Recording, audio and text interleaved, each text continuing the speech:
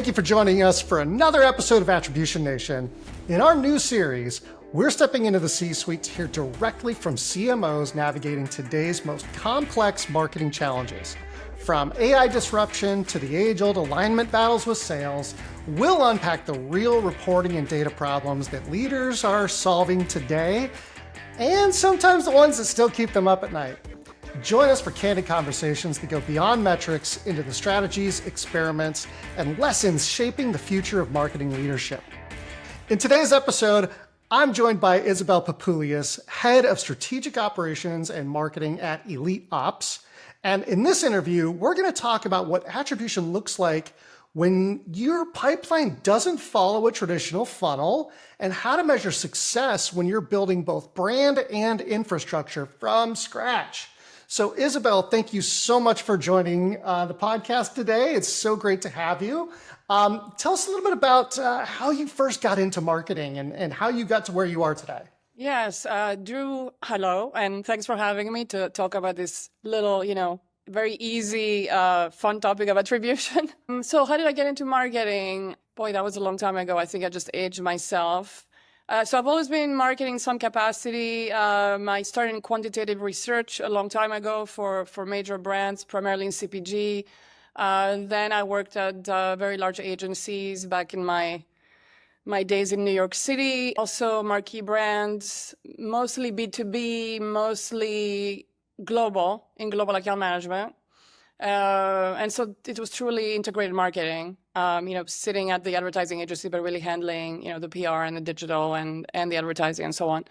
And then I moved into the startup world in tech about maybe now 9 years ago. I did a stint in sales, which I would highly recommend for any marketer. Then I became CMO. I was first in sales tech, MarTech. The last two jobs I've had have been in cybersecurity. I've had multiple roles beyond marketing, though, business operations, strategic operations, account management, and so on. So I'm a bit of at this point, I'm definitely a Swiss Army knife. I do spike and go to market, but I've had many seats across the org, so I feel like I have a really good understanding of how difficult, every function is and what it takes to get all the teams to ride in the same direction. All right. A fellow marketer that also spent some time in sales. I love that. I spent the first 3.5 years of my career selling computer hardware and software. So right when the dot-com bubble burst. So it was a great time to be selling computer products. Yeah, fantastic. Very nice. But you are now currently CMO at your current place, EliteOps, and there's some really interesting stuff about what you're doing now that really makes your attribution use case really unique. So you mentioned that in your current role, a lot of your marketing and go-to-market generally is partner-led. So what does marketing look like in a partner-led go-to-market model? Yeah, that's a good question. And just a quick just to define this better, so I have two roles at EliteOps. I'm the head of marketing, so I'm building the marketing function. I'm also the head of operations. I'm building all the operational processes through and through to support the future growth of the company. Whether that's HR, whether that's finance, whether that's learning and development, and many other things. So it's really two different hats. On the marketing side, yes, what's very unique about EliteOps is, it's not unique in and of itself given the space we're in. So we are in services. We are a security services provider. And typically in services, cybersecurity, you have a close relationship with partners, with software manufacturers, right? And so you provide the managed services for their software to their customers. I'm simplifying, but that's more or less the go-to-market. For us, we specialize in what we do best, which is secure access. And we believe focus is really important. I'm a very big proponent of focus. In fact, we'll talk about that in a second as it relates to marketing. Our first audience is actually the Zscaler ecosystem. And so I would say that's probably the first big difference is, our first audience is, and our first priority from the marketing side is creating mind share among the sales reps within our partner, right? So that they can feel really good, know who EliteOps is, and feel really good about us and want to work with us. right? Because that's where a majority of the pipeline comes from. Now, that's not unique in and of itself. There's other companies that are not in services, that have a channel strategy and a partner strategy, right? And for many of us, even in sales tech, martech, before that, our big logos would come from the channel. And so there was absolutely a go-to-market motion, within the channel. But the difference there is that we were also going out into the market, building and capturing our own demand. So that is not something we're currently doing at EliteOps, right? So the emphasis is first on partner marketing, and the second is on starting to build a reputation in the market as well, because that only serves as a lubricant, right? For the partner relationship, for the conversations we have with our customers, for conversations we're having with our prospects. And then if someday we want to be out in the market, capturing demand ourselves and generating new business, then obviously people need to know who EliteOps is, and they need to feel good about EliteOps if they're going to talk to us. So it's a little bit of like short term is emphasis on our priority target, and then a little more long-term play is starting to build a reputation within the broader market, because we also have, bigger audiences. I always remind people, hey, we also have future employees, and we have future investors, and there's analysts, and eventually prospects that we'd want to get to. So it's never too early to build your reputation is kind of one of my mantras. One of the things that I think is really important to call out here is that because of the way your organization is structured, it's really critical to understand who your audience is for each marketing channel. I mean, you've got your primary audience, which is the partner sales reps who can send you business. But then you also have this secondary audience, which is really the end user of your services. And you market to those two groups in very, very different ways. So from a marketing perspective, especially for what you all do, this is really, really important.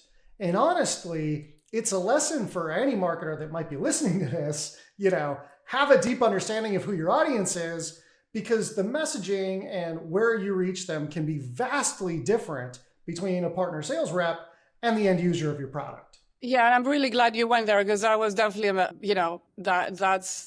that's an obvious one, right? That I didn't point out. There's really three audiences. There's also there's also the end user. And so in some ways, it's interesting because as I think about it, right now you and I are talking, you can work at a small company like I do with a small team and a small budget, and perhaps where marketing isn't yet or doesn't quite need to be, a major level of growth for the organization. But it's easy to be stretched thin because you still have multiple audiences. So you may be doing things at smaller scale, but you still need to do them. And so I think hyper prioritization is really, really important, because we can't do all things equally well when, with less resources. So with that, what kind of marketing data or performance signals are really most valuable to you? Because it's very different than if you're from a standpoint of if you're looking at the marketing that you're doing to customers and end users, they're going to be very different signals. So when you're marketing to those sales reps, what signals are you looking for? Yeah, I mean, look, the ultimate signal is still the same as you want pipeline. You want meetings, the lead drops into the funnel. It comes from a different place, right? Instead of coming from your inbound from your website, it comes from an introduction from a rep to a new prospect. And so that's the ultimate, KPI is still, were we brought into a meeting? Did it translate into qualified pipeline? And did we close the deal, right? I think in terms of leading indicators, I'm going to go a little sideways here. I don't know, I'm a big believer in experiences. And certainly in partner marketing, relationships are really important, and the motions are highly relational. Is the reps that introduce you to more reps and so on. So with things like lunch and learns, QBRs, places where you can really be together and communicate the EliteOps value prop and success story and the what's in it for you, right? And this is how we can make you more successful. I think those are prime tactics to deploy. And then, in theory, then we should be able to measure the lift from that interaction, right? I think it's probably just as simple as we do a lunch and learn. We invite a certain number of people, and then we get a certain number of introductions and meanings from the number of people that were there. I don't know that. I hope that answers your question. Yeah, absolutely, absolutely. It presents a unique challenge from a data perspective because you're marketing to somebody that ultimately is not the decision maker on the buying decision, right? The decision maker on the buying decision is still your end customer, right? And so, but your primary audience is somebody that doesn't even work for that organization. So part of what makes this challenging from a marketing data perspective is the underlying data architecture and how you structure those things. Because again, this isn't just as simple as having like an MQL that turns into pipeline, that turns into a deal, and they all work for the same company. And maybe you've got 2 or 3 members of the buying committee, maybe more, depending if you're, SMB or enterprise. But you now have like folks that aren't even in that account that is the ultimate end user, the buyer of the services. So it presents a really unique data challenge. And when we had our pre-call, you had mentioned that one of the things that you do to kind of help you with attribution, because of some of this unique kind of challenges that you have, is that you're leveraging some of the principles from media mix modeling. And going back to some of your experience at MasterCard and ExxonMobil, tell us a little bit about that. Yeah, and I don't want to overstate it, right? Like it's not like anything ultra sophisticated or like that. But I think it's more, when I mentioned the media mix modeling, I think I saw a post about this on LinkedIn recently. I think it was well articulated, which is you want to measure the lift overall and perhaps worry less about the one-to-one attribution. You probably don't want to hear this. You run a campaign, multiple tactics, right? So maybe we have a lunch and learn, but we also have a newsletter that goes out and so on, and then see the lift that creates into the pipeline in that time period. And we can have other tactics in the campaign. And I think that can be replicated for any kind of campaign, not necessarily just partner marketing. But I think for me, that's the principle of market mix modeling is you're kind of measuring all the channels and you're getting the overall lift in the end. Now, in this particular case, we can't be that granular, I don't think. But to me, that's the concept. You look at all the pieces and then it's, 1 + 1 = 3. Yeah, because thinking about, and our show is Attribution Nation, but like any type of marketing measurement, we think we consider that to be part of attribution. So we consider media mix modeling to be part of attribution, but obviously very different, methodologies. So I think it's the interesting thing here is that you're measuring lift because you have a go-to-market process where things like first touch don't matter because 90% plus of your first touches are through the partner and the partner ecosystem. And so who cares about first touch, right? Last touch also probably doesn't matter because your last touch is going to be a meeting. Like no matter what, your last touch is going to be a meeting. So it's the key point here is that different organizations have different data needs and data challenges. And because of your go-to-market motion and your reliance on partners, you don't care about first touch. You don't care about last touch. So you have to find a different mechanism to measure the impact of marketing. And what you're currently using is, a more traditional lift analysis style of measurement, which I think is something that a lot of organizations, could explore a little bit more, is lift analysis. But ultimately, it's because you have this unique proposition where first touch and last touch just don't matter. Yeah, and I think, in our case, I feel like, on the partner marketing side, it's, again, the attribution is easier and it's a lot more linear, right? It's on the reputation building side is where it gets harder. That's true for everybody, right? Like it's the B word, it's the brand word, which I've stopped using because somehow, it freaks everybody out. And I really think ultimately what we're doing it's, you build your reputation to be able to generate demand, right? So that you can capture it when people are ready to buy. That's more challenging in my experience. And I think most marketers would agree with me. And so I wouldn't dismiss, I like to think of a marketing dashboard, right? And within the dashboard, I will look at things like impressions. Yes, actually, I think impressions do matter. I think it's controversial because, hey, if someone doesn't see you, how the heck are they supposed to engage with you? The first thing that's going to happen is they will see your ad.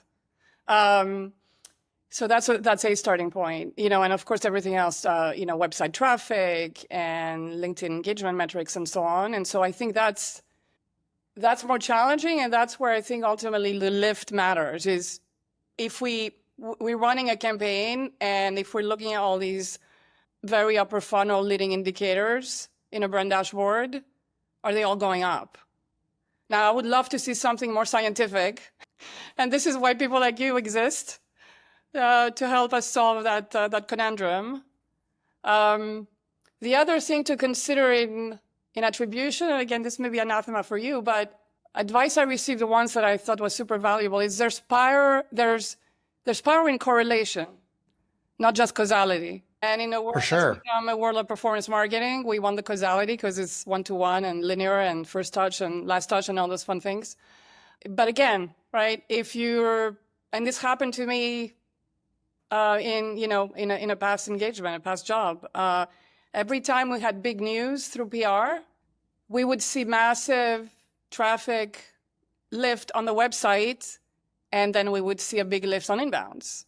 Now, we couldn't prove one-to-one that the traffic really came from PR and so on. But if you see it happen, once, twice, three times, at some point, I think it's fair to draw the conclusion that that's a correlation, and that's fair. Yeah, absolutely. You mentioned that PR thing in the pre-call that we had, and it was interesting, and I think it's actually incredibly relevant right now. When you listen to this, depending on when you listen to this podcast episode, this is going to be, we're recording approximately a week and a half after some big PR news hit a big organization in the world, and nice teaser here. Okay, it'll be very interesting to see, because I also saw that they just did a big marketing push where they actually hired Gwyneth Paltrow to do an ad for them, and now they're turning this negative PR thing into almost like a brilliant marketing campaign. But anyways, it's interesting because you mentioned PR, and this kind of goes back to the whole thing, like there's no such thing as bad PR, right? Like people come to your website because they hear about you, whether it's positive or negative, and then some of those folks end up buying because they just found out about you. Now, I'm not advocating for let's go out and get a bunch of negative PR, but attention is attention, and we live in an attention economy. So you do have to find ways to measure that attention, and that's always been a challenge. And we talked about this in the pre-call about how this is such a universal challenge: brand reputation and upper funnel impact. So you mentioned something really interesting, which you said that because it's such a challenge, companies over-index on performance marketing. Expand on that a little bit. I mean, I think everyone will relate to this. It's easier to measure, right? I mean, you can't. So what I do is I go to the 95-5 rule, which I feel like we should be talking about more often, and something that most companies forget, right? At any given time, 95% of our TAM is not ready to buy. They're not in market. They may not even be aware of our company, let alone of the fact that they have an issue, of the industry overall and so on. 5% are aware and are, hand raisins ready to buy. So what happens is go-to-market teams tend to spend all of their money, their investment, time and effort on the 5%, right? Because give me the leads, give me the pipeline. And I would argue that comes because of pressure from investors, again, and quarterly planning and hitting the numbers. And so again, show me the pipe, show me the pipe. But that's not a sustainable model. What we should actually be doing is we need to constantly be nurturing the 95% and building awareness and reputation within the 95% so that when they're ready to buy, if they're ready to buy, they remember us and they want to talk to us. right? So we need to be in the consideration set. And there's plenty of data over and over. We've seen it, whether it's Gartner, whether it's Forrester, whether it's Sixth Sense, surveys have been done that really show that in reality, we have very, very little influence on when buyers will decide to speak to us. We know that most buyers are postponing any conversation these days. They're doing most of the research on their own. By the time they're ready to talk to vendors, they have a tight consideration set. There's maybe 2 or 3 vendors they want to talk to, and within those 2 or 3, they have a very solid preference, right? So our job is really to make sure that most of the companies in our TAM know who we are, so then when they're ready to buy, they can think about us and come to us, right? Instead, what we do, we go out in the market and we try to get people to click on our ads and fill out forms and want to take the meeting. But that's just, and some of them obviously do that, but it's a very small percentage of the market. And the reason why we do that is because it's easier to measure. Again, it goes back to causality, right? But it's truly the cliche of today's brand is tomorrow's demand. That's true. If you're not out there building awareness and consideration, how the heck are you going to get purchase intent? Why should you get it? You haven't earned the right to get it. And so we're always up against that. And that candidly, we had a whole conversation about that at EliteOps because, we're just starting to build the marketing function. And I don't want to make that mistake again. I've made it. I've been part of that. I mean, the black box of lead generation and inbounds and outbounds and things like that. And then I've forgotten how to deploy and invest in awareness building tactics. And as a marketer, I don't want to make that mistake again. Yeah, and that's again that's part of the challenge here for brand marketing and reputation marketing is the measurement aspect of it, because it all happens outside the purview of first party data, basically. And so really you have to rely on things like correlation, and in some cases you can get to some causation to really measure the impact of that brand. The one thing that I think is really interesting is there's really kind of 2 different concepts of causation. There's statistical causation, which says that, hey, we ran this ad and we did testing and we know that because of this ad, we had an incremental lift of 10% additional pipeline within the target audience. And so we can say, like, that's incrementality testing, that's causation, right? But that's not what a lot of marketers look for when they want causation.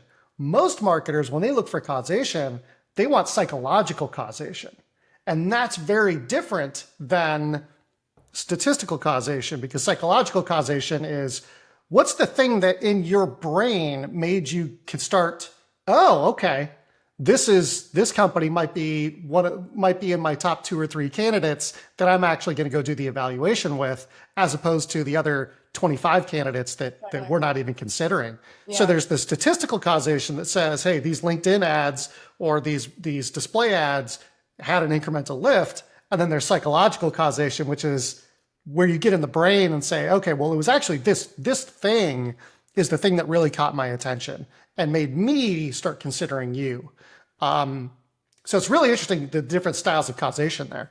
Yeah, that's interesting. I hadn't thought about it that way. And then the other thing is, and this is getting a little too nebulous, but like the other thing about reputation is that it's not just what marketing puts out there. All of us in a company, our reputation, every single interaction, right? Beyond the marketing email that goes out or the display ad that gets served or the event that gets organized, right? Like every time a sales rep gets on the phone, that's reputation. Every time a customer success manager gets on the phone, that's reputation. Every time the CEO is in a meeting, that's reputation. How do you measure that? But it's really important. It's the people that are the brand ultimately. Most products are parody, at least in the minds of the consumer, right? That's where the customer experience really becomes a differentiator. I mean, what do we buy when we buy most of the time? It's not the software that we buy, let's be honest. We don't buy the feature functions and the bells and whistles. We buy because the rep we got an outstanding buying experience from that company. in every stage. Yeah, that is such a great point about reputation, because there's so many factors that factor in reputation. I mean, you mentioned a whole bunch of them, but like, I know there's organizations out there that have a certain reputation based on their contracting principles and how they manage contracts with their customers and auto renewals and cancellations, Yeah. and that's part of your reputation, is even that level of stuff. And there's 100%. no way to measure that as part of a cohesive reputation measurement strategy. I mean, you probably could by looking at things like reviews on G2 and stuff like that, but I mean, ultimately, it's an incredibly difficult thing to measure. Yeah, I mean, NPS scores and things like that. But, you know, again, I feel like it needs to be, when it comes to, I guess, measurement, it needs to be a combination of data points that are maybe, again, where it's maybe not quite causality, but it's correlation. And then again, it's a 1 + 1 = 3. You look at multiple points of data and you infer an overall lift from that. I wouldn't know how else to do it on the reputation side of things until someone brilliant like you comes up with a better model. Well, I mean, that's the big challenge with reputation stuff too, is because like, think of a customer that is a customer for 3 years, right? And they get a budget cut, they can no longer afford your software, and they go to cancel their contract, and there's some nasty contract language in there, or I mentioned software, but it could be services too. And there's some kind of nasty contract language in there that prevents them from being able to cancel their contract. Well, you went from a great reputation and a great experience with that customer to suddenly not anymore. Now your reputation has changed with that customer and anybody else in that organization. And they may have been an NPS score of a 10, and now they're a 2 because of this experience that they had at the end of their life, right? And so that's the thing that makes it so difficult to measure, is because that can change over time based on somebody's experience with you. And how do you calculate that change? It's complicated. And that's one of those things where I'm not even sure I'm smart enough to solve that, but there's people out there that are smarter than me, and hopefully they're part of our team that will help solve that stuff. But Well, anyway, that's part of what makes that so challenging. I deputize you to find the solution. So no pressure. All right. Go forth and conquer. Yeah. All right. We'll go back to our nerd cave and see what we can figure out. Okay. A couple of other things I want to touch on here is, we mentioned some specific challenges that you have run into when trying to measure marketing ROI within a partner ecosystem. And one of the things that you mentioned is something that's kind of near and dear to my heart, is events and roadshows are particularly difficult for you to measure. Can you expand on that a little bit? Yes, I can. I mean, and this is a frustrating area for me because again, it's not black or white, and like most things in life, it lives in the gray. But from experience, most of the time when we evaluate events, right, around the leadership table or certainly the board meetings, again, it goes back to, I mean, you hear comments like, well, this event didn't work because we didn't get enough meetings, or we didn't close anything usually from that event, right? Is usually where the conversation goes. Therefore, trade shows are a waste, kill the trade show budget. And it's very hard to have that argument with a board, right? Because, I understand where they're coming from. And then budgets are usually, are not what we want them to be, and efficiencies and cuts need to be made, and, some things go first, and usually it's the events budget. But again, it's short-term versus long-term. It's how can you capture demand if you're not out there building your reputation and building demand for the future. So my point here is, long-winded, point is, if we're at the event and we grew awareness because we had plenty of conversations with prospects and partners, and by the way, existing customers, right? So you're lubricating that relationship. So we got a name out there and we made our relationships even warmer. Can we really say the event didn't work, or it's not worth doing? Let's eliminate it from our plan. because we didn't get, the dream revenue generation we wanted to see. So our events, where do they fit in the funnel? Are events about reputation building, or are they about demand capture, or both?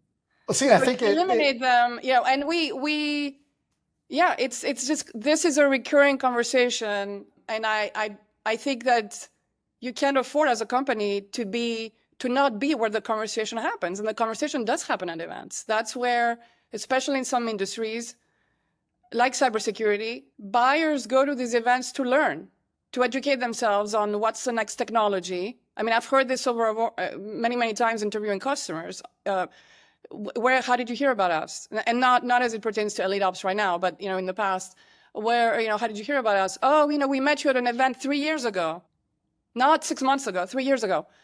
We were really impressed. We came to your booth. We were really impressed with the conversation, but we just weren't ready to make a change. And then we saw you again the year after.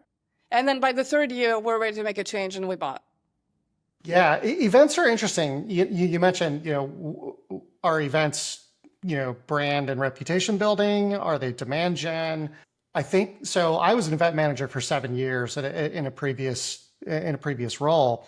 And one of the interesting things is, because I've always been a metrics and measurement nerd, even when I was managing events, I was like, how are we going to measure these? How are we going to measure these?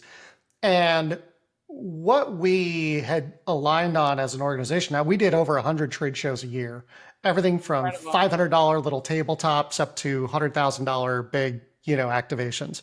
And so we were told, we had this principle that certain events were events that they're such high profile industry events, you have to be there. Even if you don't speak to a single person there, you have to be there, because if you're not there, it actually says more about your business if you decide not to show up than what you get out of being there.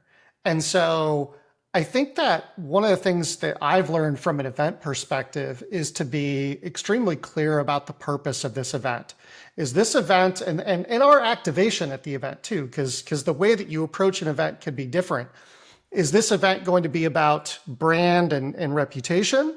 Or is this event going to be about demand gen and trying to create leads and turn those leads into pipeline?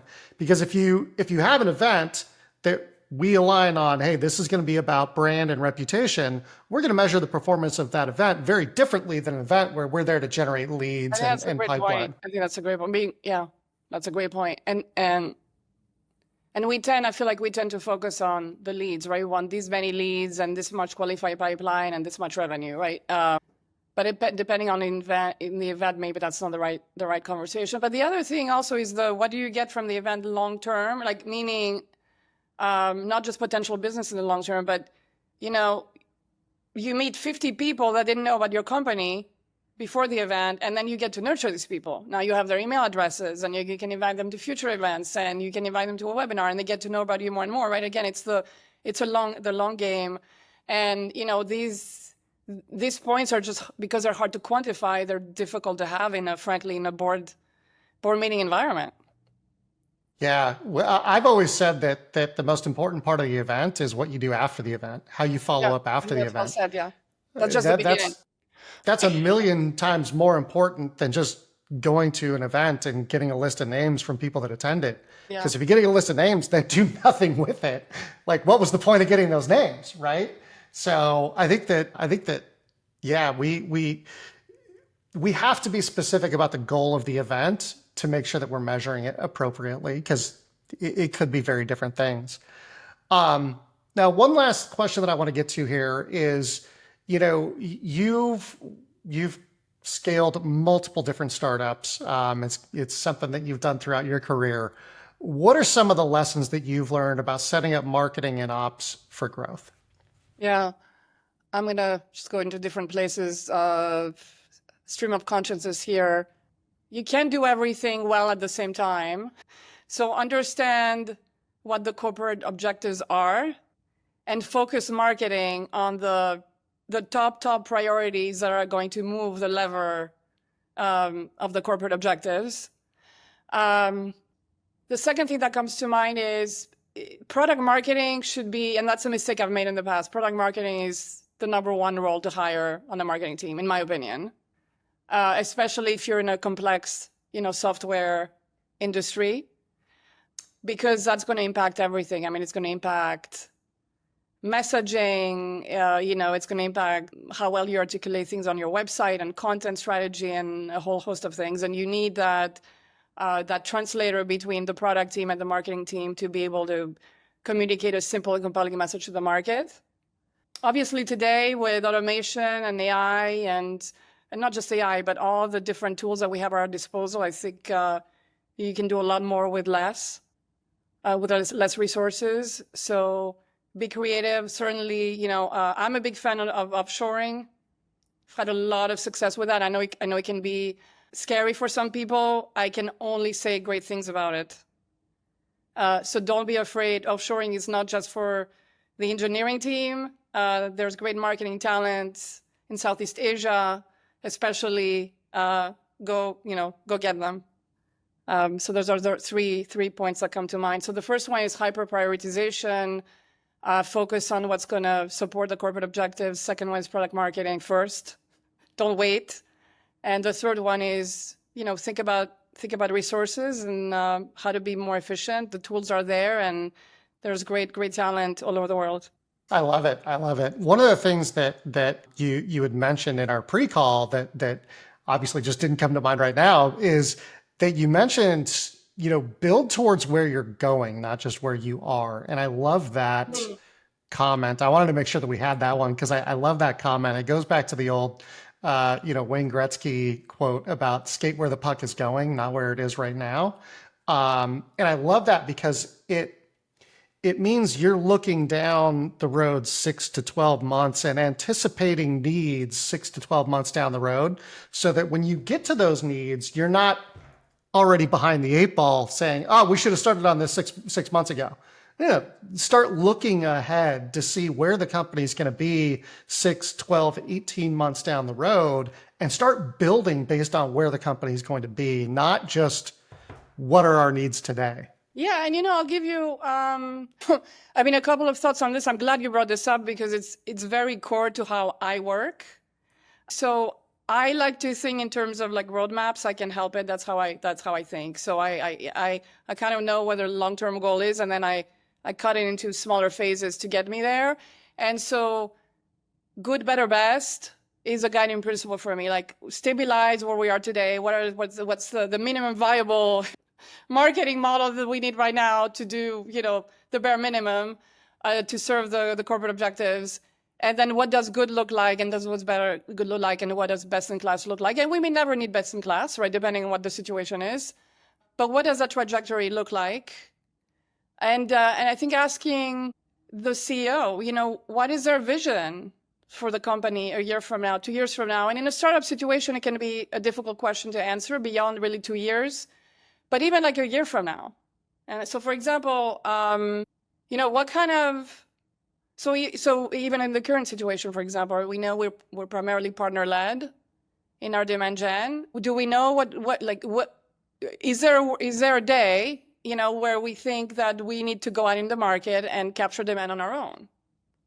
And so marketing needs to become a demand gen machine, right? Because if I know that a year from now, a year and a half from now, I will need to go out in the market. I will need to have a marketing team that's able to go in the market and capture demand. I need to start building that team soon, right? You can't come to me as in 3 months and ask me for inbound leads on the website, because there's an entire, there's a tech stack. There's some type of website that I need to have in place. There's certain type of skill sets I need to have on my team to be able to do that, right? Account-based marketing and all those types of things. So how is our go-to-market motion changing? Will we have an account-based approach? Is our sales team growing? What's the vision for, how much is it going to grow? Because the more the sales team grows, and we need more, resources on the marketing side to support them. So I think it's very, very, very important to have those conversations and knowing what those other functions, what the vision is for the company overall, at least a year from now, if you can get to 2 years, but also the other functions of the companies, right? The product team, what's the product roadmap? what's the vision for the sales team and so on, because it impacts marketing in the long run. Yeah, I couldn't agree more. Couldn't possibly agree more. So that's, I think that I'm really glad you brought this up. It's a big part of how I work. Yeah, I couldn't agree more. So what I want to do is, I know we're coming up on time here in just a moment. Oh, sorry. I think I raised my hand real quick. One thing is, so I recognize, I mentioned Zscaler at the beginning of the conversation as like our main partner. And I don't know that I'm really comfortable doing that in hindsight. So do you think it's possible? I think it was kind of at the beginning, and maybe we threw it in like in other places. It can probably be edited, or that's fine if it's mentioned quickly. But I feel like kind of I made a big statement around like, we work with Zscaler and we need to get in front of their reps and stuff. And I don't feel like in hindsight, I want to mention the name. Is it possible to like re-record that section quickly? Where I just talk about like, we're partner led, and, we're in the zero trust space, and, we work, we have a main partner that we work with. And obviously that's, the go-to-market is getting in front of those reps, et cetera, but without mentioning the name. Or does that screw everything up? Yeah. I think I made it more prominent. It was more like, I basically came out and said our main partner is Zscaler, and these are all the things we're trying to basically do to get their attention. And I don't feel like I want to be that explicit. I think what would be a good approach just from an editing standpoint would be, Kristen, if you could have your team look and call out mentions of Zscaler, and like if there's a way to get like a transcript, and send that to Isabelle, and then Isabelle, you can say, hey, this one I'm okay with, this one I'm okay with, this one I want to change and re-record, and then we can come back and do like another session to re-record it, because that way, because like, I know we've mentioned Zscaler multiple times, and there's no way to know just off the top of our head which ones are ones that you'd be comfortable with and which ones you wouldn't. So I would say let's maybe go back and get a list of the times that Zscaler's mentioned, the context, and like the transcript, and then Sorry, we can approach it that way. I feel like terrible because I'm telling you this in the end. I should have. No. That's why we edit. You're fine. You're totally fine. The one thing I'm going to say though is, if we have to come back and re-record, just remember which shirt you wore. Oh yeah, I do remember. Yeah. And the lipstick, I'm good. Yeah, so I want to do our key takeaways real quick here. So I'll do the key takeaways, I'll do the outro, and then obviously Isabelle we'll talk about coming back and re-recording what needs to be re-recorded. Okay, so all right, well, we are coming up on time here, and so what we always do at the end of these sessions is we always, go through some key takeaways in case folks want to skip to the end and hear the most important stuff. So just a few the key takeaways here is, regardless of how your company is structured, it's really, really important to have deep level understanding of who your audience is, because you undoubtedly have different audiences that you're marketing to. And so you have to understand who the audience is. And that can also impact your measurement strategy based on who the audience is. Also, just generally, different organizations have different data needs and challenges. Some organizations have no need for first touch or last touch. And they have different needs for things like lift analysis or media mix modeling. So it's really important for organizations to be really clear about what your needs are and are not, and build a measurement strategy that is really, fits your organization. Another thing that I heard today that I love this quote is, today's brand is tomorrow's demand. I think some marketers probably learned that in school, and some marketers are learning that phrase here on this podcast. But I love that quote and wanted to call that one out. Another one is about events, and the events can sometimes be really difficult to measure. And so we need to make sure that we're specific about the goals for each event, because some events may be more brand and reputation, whereas other events might be more demand gen and demand capture.